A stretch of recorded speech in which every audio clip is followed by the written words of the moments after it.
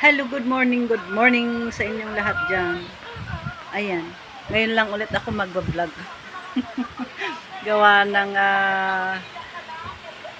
wala akong ganang Alam mo yun, pag wala kang gana, hindi maganda ang kalalabasan ng vlog. So, ayan, magtutupit tayo ngayon, guys.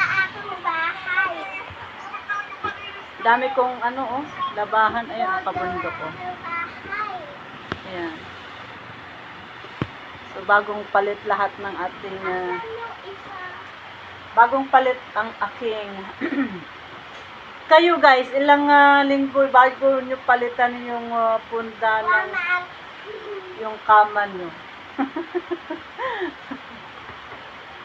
Ay, nako. Ako kasi kung kailan ko gusto yun yung totoo, yung pag nakikita mong marumi na, syempre palitan mo na. Pero kasi syempre kapag matutulog ka, kailangan yung damit mo malinis. Huwag mong susuot yung damit mo na nagtrabaho saka damit mong matulog. Kaya sigurado naman na malinis. Actually, pag matutulog ka, dapat nga maligo ka, di ba? Yung gano'n. So, hindi naman kasi kaninang umaga, nagising ako. Umihi si Mama. Kala sa toilet. At doon pala sa kama. Akala ko nasa toilet ako na umiihi. Kasi nga, ang sarap ng tulog ko nung alas 5 yon. Nakakaramdam ako nang naiihi ako. Kaso nga lang, naantok talaga ako. Kaya hindi ko bumangon. Hindi na ako bumangon. Hanggang sa alas 7 na yon. Nananaginip talaga ako na umiihi ako. Tapos ang tagal. Tapos parang kasarapan ng ihi mo yung ganon. Yun pala. Panaginip lang pala yun. Saktong umiihi talaga ako.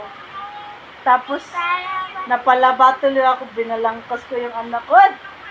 Umangkat, kailangan ko ng labhan tong ating higaan. So nangyari na, paaga akong maglaba. Wala sa panahon na hindi dapat ako maglalaban, napalaba tuloy ako. Pero may kagandahan kasi, napalitan yung aming higaan. Ano ginagawa mo, anak? Gumagawa ko bahay. Tapos na tumulong kang magtupi Nagtutupi. Paano magtutupi? Nakaano ka dyan? Yun. Napalaba tuloy ako ng oras. Ayan, gift sa akin ng isang suki ko na si Gilbert. Si Gilbert na... Gilbert? Oo. Isang gay, nagbigay sa akin. Actually, lahat kami sa pwesto, binigyan kami. Taon-taon yun, siya nagbibigay sa amin. Nung nakaraang taon, bag. Bag na Gucci. Yung kulay blue? Hindi. Pero nagkukulay siya. So, kailangan mong isipan muna sa paglaba. Maganda yan. Kasi wala akong gaanong damit na red. Pang December. Bili tayo. Pwede pahinaan mo yan kasi mas naririnig yan sa sa aking cellphone. So, matutupi ako para yung mga hangon magamit ko rin sa pagdilat, pagsampay dahil wala nang magamit. Ang sakit ng aking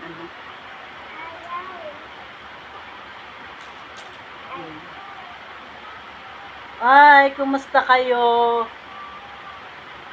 Tumaba ako ng sobra lalo. Hindi kasi. Ang dami nang nagbago. Tumaba ako lalo. Tapos namimiss ko rin ng share ng vlog ko, ganyan. Namiss ko na rin yung ganito. So hangga't kaya natin magba-vlog tayo, mag-share tayo ng mga video natin. more on gawain sa bahay. At siguro napatigil ako sa pagbablog gawa ng minsan nasa Ilocos ako, Lagi naman eh. nasa biyahe, tapos hindi mo na, minsan nakakatamad din yung vlog no, na parang binablog mo tuloy kung anong, yung minsan gusto mong maging private yung ginagawa mo, lalo na kung mga pagpagawa ng ganito, ganyan, kailangan na mo, meron din kasi yung pag pinapakita mo yung gawain o yung, papagawa ka ng bahay, parang ang hirap tuloy So, private ko muna yun. At alam naman ng lahat na hindi madaling magpagawa ng bahay. Stress talaga. Pero, sa biyaya ng Diyos kahit pa paano, napapatuloy natin. Napahinto nga, actually napahinto ng 2 months. After that, ni-start ko ulit.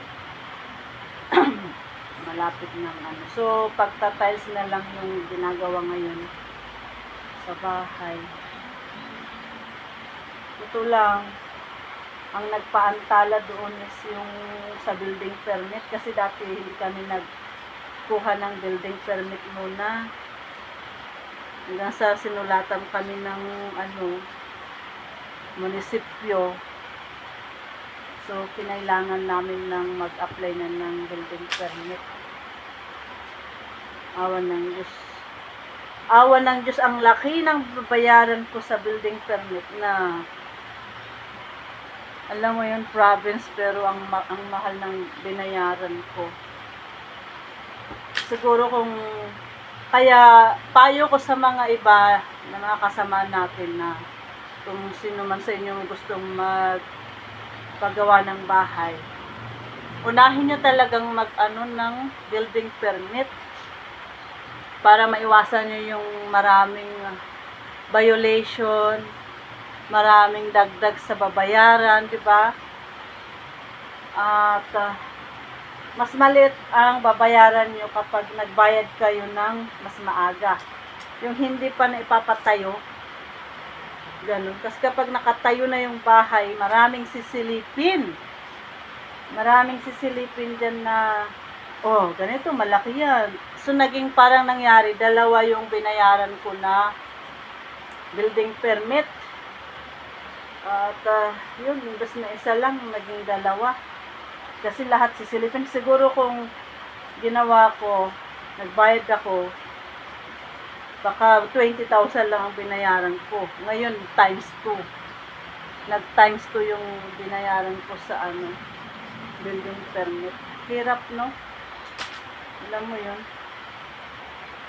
So,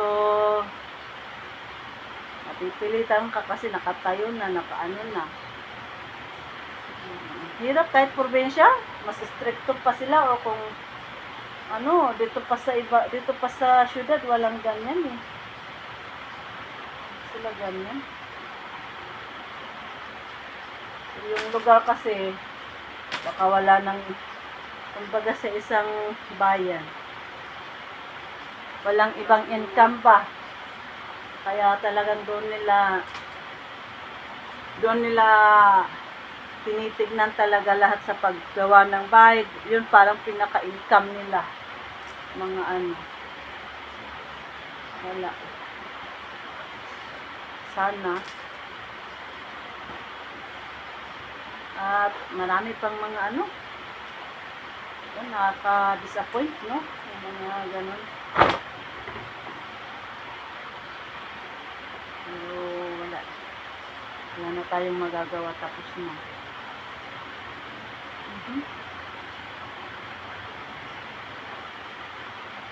So,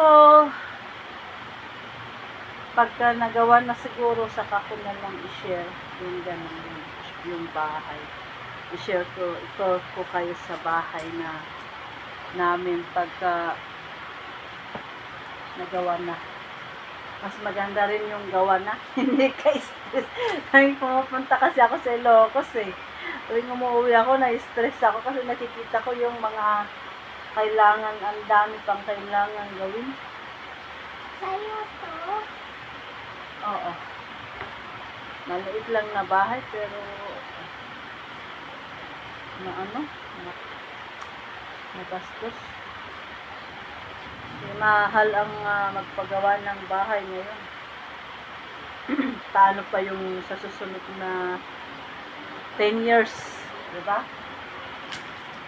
Mas mahirap.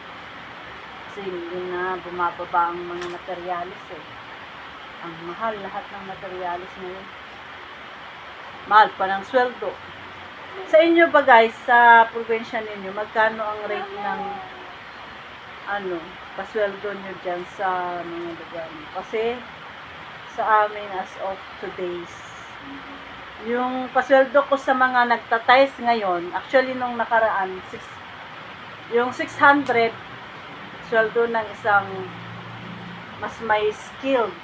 Yung 500, mga laborer lang yun, mga kasamahan lang. Pero, libre sila ng merienda at pagkain sa tanghalian. Twice silang magmerienda, tapos tanghalian. So, hindi bayaro rin ang magpakain, akala nyo. Ngayon naman, mas mahal siya ng 150 yung sa ordinaryong manggagawa, 650 yung sa tiles naman. Hindi ko alam kung dahil ba sa tiles mas mahirap ang pero parehas mahirap kasi yung tiles kasi nakasilong sila yung pagpagawa ng bahay, mas mahirap yun pag bibuild pa lang. Ngayon, ang single nang nagtatiles sa akin ngayon, 650 yung kasamahan lang. Yung skill na pinaka 800 yun ang singil sa isang araw. Libre din ang pagkain at merienda. At sana magawa na lang nila ng maayos yung trabaho nila. Yun na lang. Parang mo na lang. Kasi nga kulang tayo sa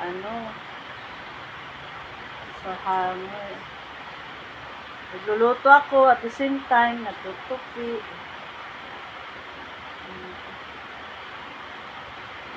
Hirap magpagawa ng bahay, grabe. Sabi nga nila dun sa mga napapanood ko sa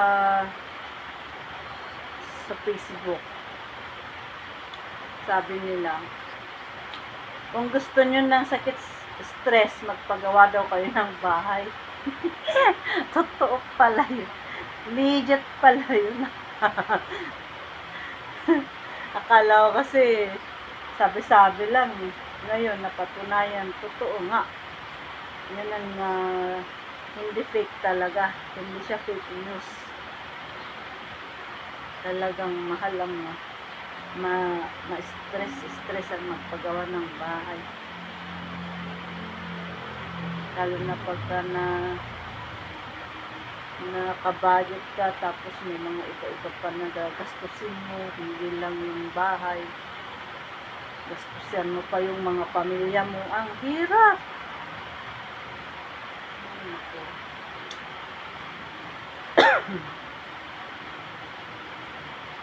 Kaya, bago kayo magpagawa ng bahay, siguraduhin nyo talagang sobra-sobra ang pera nyo. Yung iba kasi, simulan mo na habang mayroon at least na umpisahan. Pero sa totoo lang, nagamit mo na sana sa business o napaikot mo na lang yung pera, nandoon nakatingga. Sa totoo lang, kung hindi ka rin naman titira doon na agad, wag na. Nangyari kasi sa akin, nung nagawa na yung bahay ng nanay namin, naisabay na rin, naisunod na rin yung sa amin para hindi daw makuha ng ibang magpagawa yung tauhan. So, yun. Nauto naman ako. napaano, kumbaga wala sa panahon na napagawa yung bahay. At ang balak ko lang ay simple lang. Ang nangyari. Napagastos na hindi yun ang estimate mong gastusin. Sino ba kasi nagsapag 300,000 may bahay ka na? Hindi yun totoo. Fake din yun. Fake yun. Kala nyo din. Kaya hindi biro pala. Kala ko talaga 300,000. Positive pa lang ang naitatayo dun. Ano ko? Hindi, basta ay pag nakikinig ako, una, na-encourage ako, kala ko talaga ganun. Pag wala kang alam talaga magmumukha kang katawa-tawa. Natatawa tuloy ako sa sarili ko. Naniwala ako sa 350. May bahay ka na.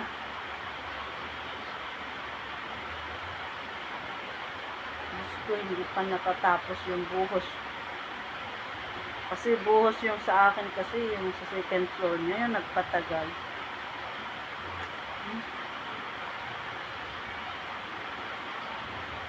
Ay, at least na umpisahan. Yun nga, yun na lang parang pang ano mo sa pang palubang loob mo.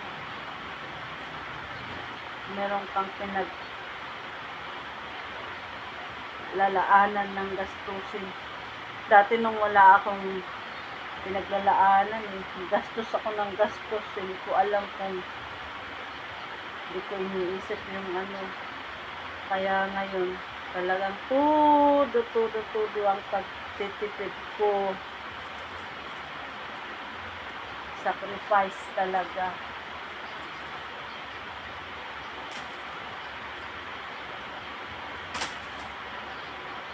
Yun. So, tapos na rin ako magtupi. Ang bilis, no? Pag,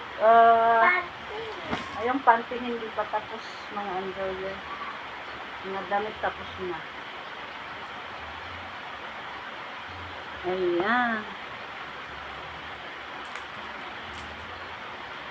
Sampay naman ako ngayon ng nilabhan ko. Kumot. At saka bedsheet.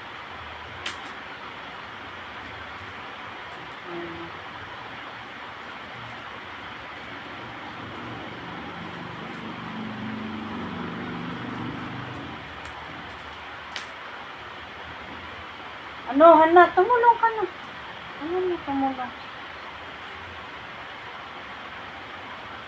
Kaya ako talaga.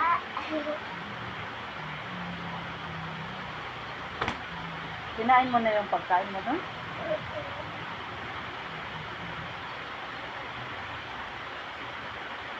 Okay guys, bye-bye muna. Say bye-bye anak ko. Oh, idura mo anak, idura mo. Bye!